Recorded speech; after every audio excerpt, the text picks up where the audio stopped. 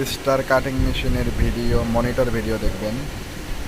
এটা সামনে সাইজ বান্ধা হচ্ছে, তারপরে সাইজে গেলাম 30 সিএম কাটিং, তো আমি 310 দিলাম। তারপর আমার সার্ভার হিট অর্থাৎ সামনের এই যে রোলার স্পিড, ওইটা আমি 1700 দিয়ে দিলাম। 1700। তারপরে এগুলো সার্ভো স্পিড, এগুলো আরাম লাগবে না। তো এখান থেকে আপাতত এই পর্যন্তই। মেশিন